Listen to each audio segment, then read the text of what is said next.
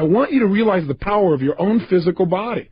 When I was struggling, I had no idea the power of my body. I was at the effect. But you know what? I still use these tools. I just used them in the wrong way. Hey, listen, you already know the power of your body. When you don't like the way you feel, what do you usually do? I'll tell you what most Americans do. They do something to change the way they feel by changing their body, by changing their biochemistry. What do? They do things like drink alcohol. Why? Because the minute you drink alcohol, does it change your state? You bet. You behave differently when you're in a different feeling state? You better believe it. Guy goes, yeah, man, I sure do. The bottom line is you changed your biochemistry. As soon as you did that, that was changing physiology, and your emotions and feelings and behaviors changed instantly. Now, a lot of people in our society, when they don't like how they feel, they change their body and change the way they feel by using cigarettes. They smoke, and therefore they breathe differently. When they breathe differently, they feel differently. When they feel differently, they behave differently. So they don't like how they're feeling. They're feeling a little tight. They're feeling a little frustrated. They're feeling a little stressed. They smoke a cigarette, and they think the cigarette makes them feel better. What makes them feel better is the fact that they're taking nice, deep, slow breaths. Why not try it without the cigarette? What a concept. Amazing. The bottom line is you can change just by changing your breathing alone. Now, what else do we do? Well, a lot of people, when they don't like the way they feel, what do? They eat. You know, they go, I don't feel good, and they eat. And then they get fat, and they look in the mirror, and they don't like how they look. That makes them feel worse. So they don't like the way they feel, so they eat some more. Right? And then they're caught up in that loop again. Have you ever been there? So food is another way we try and change our physical body in order to do it. Some people just go to sleep. And some people do things like go shopping or watch TV, but we're going to talk about that in your next tape. Those are people that are changing what they're focusing on. But the primary way most of us try and change how we feel is by changing the way we use our physical body.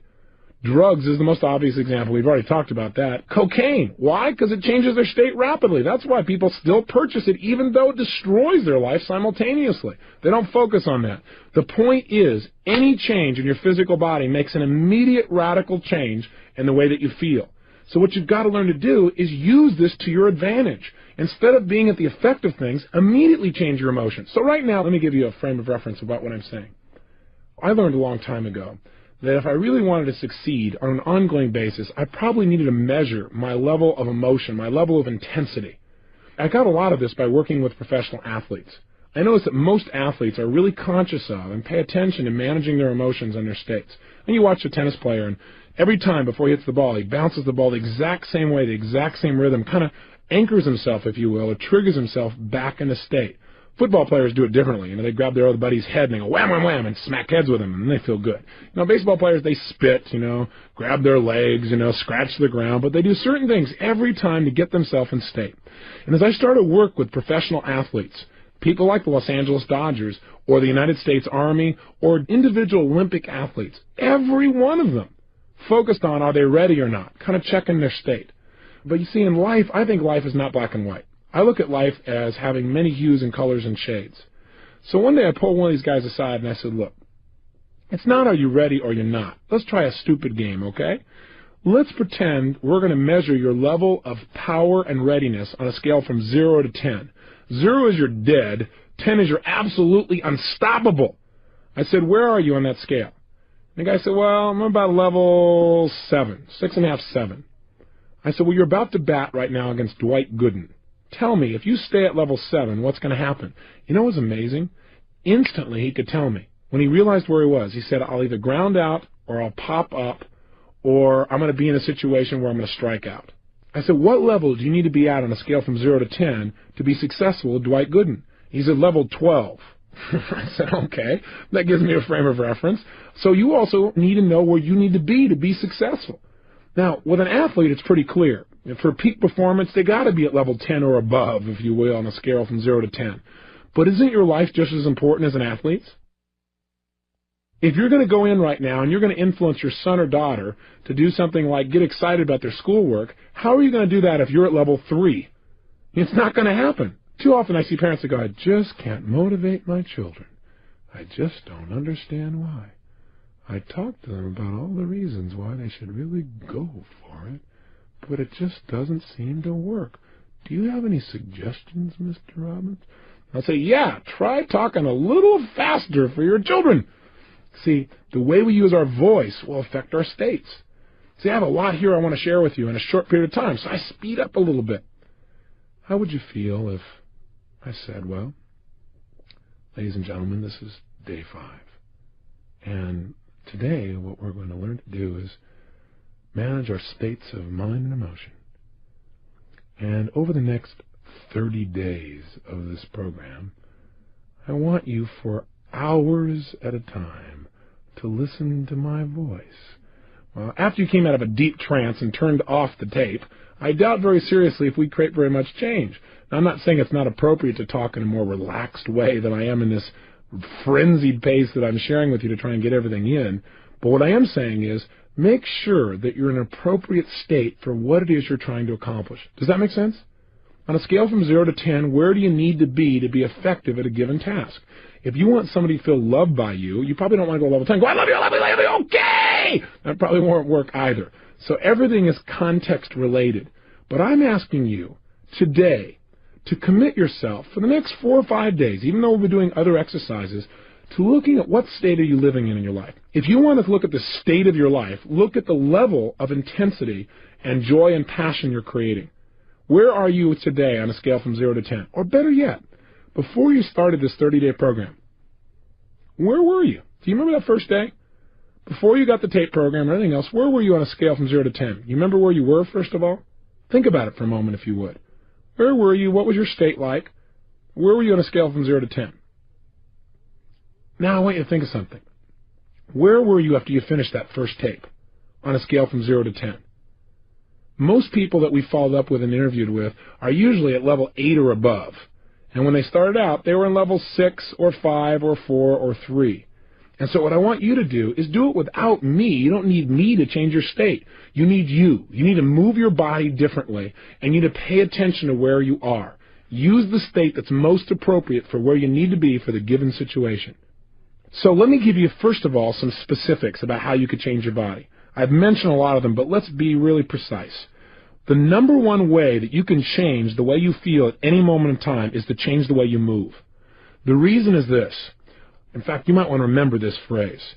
Emotion is created by motion. The way you move your physical body is the fastest way of changing your emotions. So, for example, if I'm not feeling passionate and I want to, instead of pumping myself up, all I have to do is clap my hands or move my hands rapidly. I make a rapid gesture.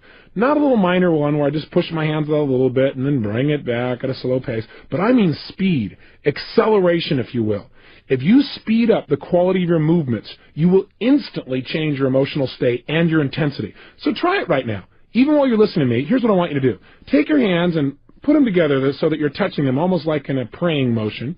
And what I want you to do when I say now is, at the pace I say, I want you to pull them apart and just gradually pull them out to your sides at the pace that I count, like 1, 2, 3, 4. Okay, and by the time I hit 4, you should be level with your shoulders. Okay, let's try it. Your hands are together, and just notice what happens to how you feel. Ready? 1, 2, 3, 4. Okay, bring your hands back together. 1, 2, 3, 4. Again, 1, 2, 3, 4. Again, 1, 2, 3, 4. This is known as a state of absolute boredom. Right. So let's try something new. Let's try moving more rapidly. This time, instead of 1, 2, 3, 4, when I say now, I want you to pull your hands apart and don't limit them to the length of your shoulders. I want you to literally pull them apart and pull them out as far as you can, like extending your entire wingspan. Now be careful on this. Look around you before you do this to make sure you don't hit anything. And let's have some fun. Do something silly. I know it seems ridiculous, but just try it. Now if you're driving, this is not useful. Keep one hand at least on the wheel and try it with the other one. Okay, here we go. Your hands are together, and when I say now, I want you to literally bring them out, explode them out to your sides, and extend your fingers and everything out as far as they can go. In other words, you're going to take your hands and make them go as fast as they can apart all the way out, and extend them. Ready? 1, 2, 3, go! And just feel that. And bring your hands together again, into a clap. Okay, and then do it again, out as fast as you can, go. As fast as you can. Bring them in, and again, out as fast as you can. Again, in. Again, out fast. Now, if you do this about 10 times, you will feel what we call a state change. Do you feel it now? Now, I know this may sound weird and bizarre. You're going, okay, Tony, what am I supposed to do? Create this wingspan every time I need to change state? No, what I'm saying is you must learn to develop what I call power moves. What a power move is to me is finding a certain type of gesture, or a couple of them, that no matter how bad I was feeling, or frustrated, or tired, or whatever the case may be, that I can make this movement and instantly I feel strong. Instantly I feel resourceful. Instantly I feel like I could turn things around. You need to develop what those are. And you already have them because you've had times in your life when you felt great. How were you moving at that time? That's the first clue. In fact, what I often do with people is get them to stand up and walk around the room and notice how would they walk if they felt totally successful. I mean unstoppable. Try it right now. Oh, you're going, well, I'm in the car. Great. If you're in the car, then you can try this later on. But if you're actually listening to me and you're not in the car, stand up right now and try something. Come on, come on. Don't just listen to me. Stand up. Come on, come on, come on. I'm watching you. I'm there. You got to know this. And what I want you to do is stand up and walk around the room. And what I want you to do is, first of all, walk the way you normally walk. Just, walk around in a circle or walk straight back and forth. Notice how that feels. Come on, you can do it. There you go. Now, what I want you to do now is make a state change. And I want you to, if you would, imagine that you feel absolutely strong and unstoppable. I mean, in your power. And what I want you to do is just walk around the room as if you felt unstoppable and powerful. And move your body the way you would be if you were unstoppable and powerful. Go ahead and try it right now. Go ahead, walk around the room and actually strut the way you would strut if you felt unstoppable and powerful. Make a gesture or two the way you would if you felt unstoppable. And then try to go back to the opposite again. Go to feeling not confident, not sure, and walk around the room not sure about whether you can succeed, making gestures like you're not sure. Feel the difference in your body. I want you to get an example of that. Then back to confident again. Make it strong. They say, what if I'm listening in the car? Well, if you're listening in the car, all I want you to do is sit right now, or even if you're sitting down, come back with me right now and sit down. What I want you to do is just notice how you can change your state from being bored and tired to feeling energized just by changing your body. So try this. First of all, sit the way you'd be sitting right now if you had 5 times more energy than any other time you can remember. Come on, go for it. Don't just listen. If you're just going to listen to this tape and not follow through, turn it off. But if you're going to go for it and make changes, then play with me, okay? Sit up in your chair right now. Come on, sit up the way you'd be sitting if you had 5 times more energy than any other time. Breathe right now the way you'd be breathing if you felt strong and excited and energized. Put a facial expression on your face right now like you'd have if you felt totally passionate and excited. No, it doesn't look like this. Come on, put a big grin on your face or a big feeling of energy. There you go, good. And make sure you gesture that way. Notice how this feels. Now, if you don't feel any change, it's because you've not made a radical enough body change. That is, change your body really major. Create more tension, more excitement, whatever it takes. Now, go from this state to being in a state of boredom. Go ahead. Sit the way you'd be sitting if you were bored and tired. That's it. And just notice how that feels. Go ahead. Really bored and tired. You know. And as you're sitting there bored and tired, I got a question for you. Did you change your body to do it? You bet you did. What did you change to get bored and tired? Well, did you notice anything happen to your head? Did it go down? Did you relax any of the muscles? What happened to your breathing? Did it change? How about your facial expression? Does your muscles go slumping or slack? Now try this. Get back to energize as fast as you can. Oh, come on. Play with me. What I want you to do just for a moment is to practice snapping yourself from being in a state of being bored and tired into a state of energy. It's going to be very valuable for you. Let's try it. Back into an energized state. Come on, as energized as you can get. Come on, sit up in your chair, breathing with some energy, feeling strong. Come on, even more energized than before. Now go to bored and tired. Back to energized. Come on, as fast as you can. Snap yourself. I know this looks weird if you're driving in your car and somebody's looking in the other window, but hey, it'll make their day. You'll change their state. Come on, if somebody else in the family's watching, they don't have to know what's going on. Just go for it. Here we go. Total energy. Lots of energy and excitement. Feel it in your body. Move your body. Sit the way you'd be sitting if you had even more energy. Bored and tired. Energize as fast as you can. Come on, snap back in that state. Bored and tired. Energize faster again. Come on, even more, even more, even more. Bored and tired. Energize back in that state again. Feel it and just stay there. Stay in an energized state. Now, you might say, well, this sounds weird. Let me ask you a question. How valuable is it for you to be able to go in life, in business, in your job, in your personal relationships, from being bored and tired and wiped out to being in a peak state? How important would that be to increasing the quality of your life, say on a scale from 0 to 10? I'll tell you, I think it's a level 9 or 10 or above. And I think you probably would too. So developing new ways, new habits of moving your body is the single most powerful way to change state. Here's another quick way. Change your breathing. As I said earlier, one of the reasons people smoke cigarettes is because in order to smoke a cigarette, you change your breathing pattern rather radically. When people eat food, oftentimes they feel better afterwards because they fill their stomach up, and it changes the way they feel and the way they breathe. With all that food in there, things slow down. They feel less stressed. Almost every yogic practice that I've ever studied or noticed teaches some kind of breathing pattern as part of how to change your emotions and the way you can grow spiritually, if you will. So changing your breath, try different breaths, breathing faster, breathing slower, and discover what breathing patterns work best for you to create the changes that you want. Thirdly, learn to manipulate your face. I teach people in seminars how to do what I call facial aerobics. What that means is doing many different expressions as you possibly can in a short period of time, so that what happens is you really have access to different emotional states. Do you know you have over 80 different muscles in your face? And a slight change in your facial muscle instantly changes the way you think and the way you feel. There was a study done at the University of California at San Francisco where they took manic depressives, and all they did was change their facial expressions, made them smile on an ongoing basis. These are people who were manic depressives, bear in mind. People who normally need drugs to change the way they feel. Not one of those persons, while they were able to keep smiling, was able to feel depressed. In fact, some of them began to manage themselves by smiling for 20 minutes at a time for no reason. And pretty soon they began to feel great, and they began to develop a new habit. Do you have habitual facial expressions of grimacing or frustration, where you crinkle up your nose or your eyelids or your forehead or something else that you do on an ongoing basis? I'm here to tell you that those habits create those negative emotions in your body on a regular basis. You need to develop some new habits of using your face. And finally, one of the ways you can manage your state best is to control your diet. And I'm not going to teach you a health seminar here, although I do those across the United States. I do want to say this to you, that most of us in life do not pay attention to what we're putting in our body. And what you're putting in affects deeply how you feel emotionally.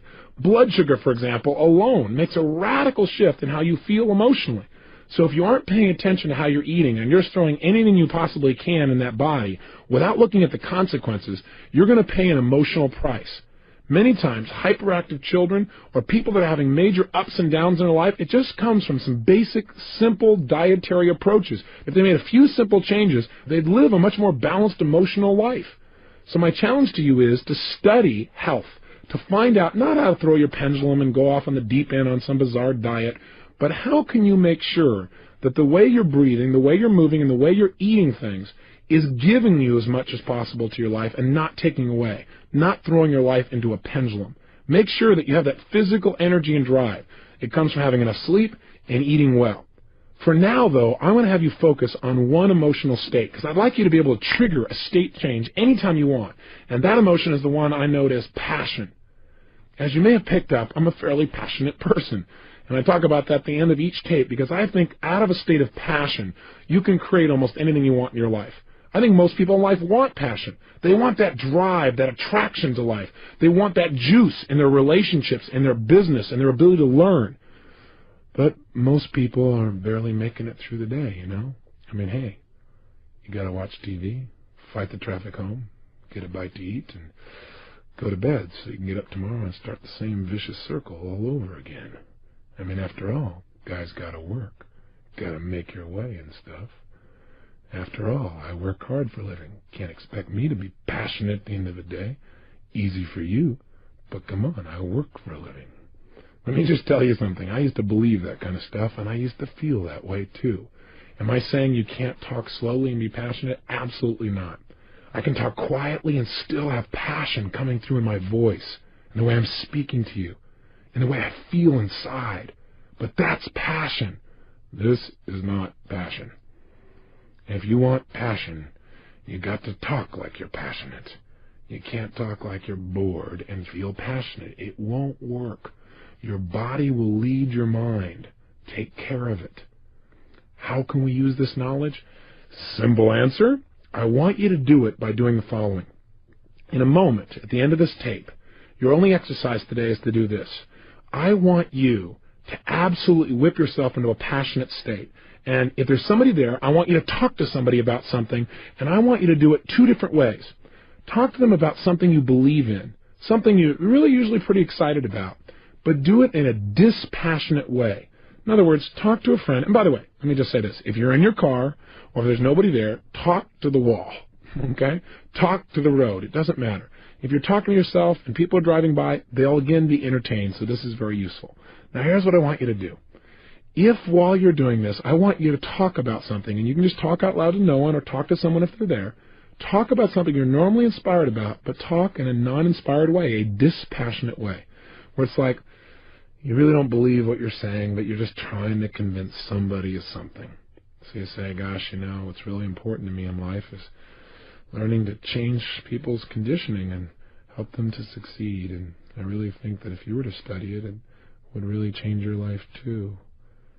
And I want you to notice what you do when you're dispassionate. Notice, for example, how you're standing. Are you wavering back and forth? Are you standing still? Are you back on your heels? How do you gesture, or do you even gesture when you're dispassionate? How do you use your voice? What's the volume? What's the tempo? What's the tone of your voice? What do you do with your facial expressions when you're passionate versus dispassionate? Pay close attention. And then what I want you to do is, and really go for it. For 2 or 3 minutes, be totally dispassionate. And notice how it feels to be dispassionate. I doubt if you'll like it too terribly much.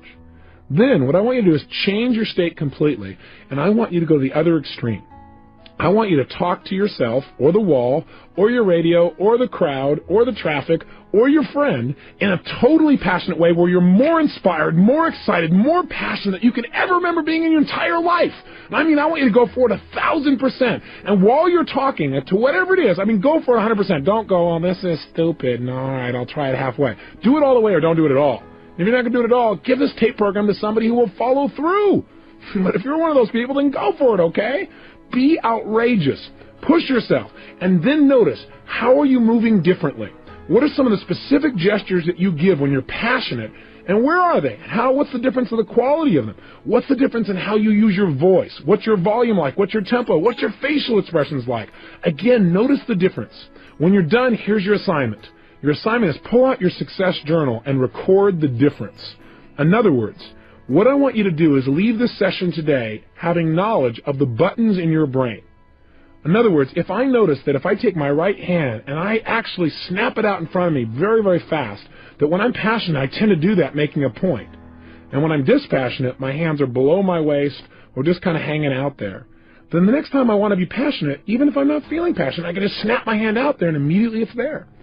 If I notice that when I'm dispassionate, I talk kind of quiet and tired and stuff. But when I'm passionate, I speak a little more rapidly. Then if I want to get passionate, I just start speaking more rapidly immediately, and pretty soon I immediately feel passionate as well. If I notice that when I'm dispassionate, I'm back on my heels or leaning away from somebody, but when I'm passionate, I'm leaning into them, talking and gesturing, then I start leaning into somebody in order to feel passionate towards them. In other words, find out how your brain works. You are different than me or anyone else you're going to meet. Find exactly what triggers passion within you in terms of movements. And experiment. What would be a kind of move you could make that immediately would make you feel strong, even if you were afraid a few moments ago? So let me be clear. Here's your exercise. 1. Talk to something or someone in a dispassionate way about something you're normally inspired about. Dispassionate, or you don't really believe it or feel it. 2. Change your state and get absolutely passionate, where you feel more excited, more energized, more passionate than ever before. 3. Dissect in your mind the difference in how you moved, how you breathed, how you use your face, and how you use your voice, and record that in your success journal. And finally, today, experiment. At some point in the day, you don't feel very inspired, or you don't feel anything in particular, snap yourself into a powerful state. Or ask yourself, where am I on a scale from 0 to 10? If you find you're at level 4 or 5 or 6, to me, that's a pretty boring way to live life. Maybe you want to amp yourself up, crank yourself up to level 8 or 9 just by changing your movement. Or maybe you want to be able to go from being totally excited to relaxed just by changing your breathing or your tempo or your gestures. Because being able to relax quickly and easily is sometimes and oftentimes as important as your ability to get yourself excited. The only reason I push in the other direction is I think most people have the ability to get in this state. They may not have the ability to get in the other one. Whatever you're already good at, make it better. Whatever state you're not good at getting in, practice getting into it until you can absolutely make the change you want as fast as you can think it. Remember, any emotion you're feeling is based on how you're moving. Little movements like breathing and big movements like gestures and facial expressions. Take control today and experiment and explore. Have the adventure of discovering how you can use your body to immediately direct your mind and your emotions.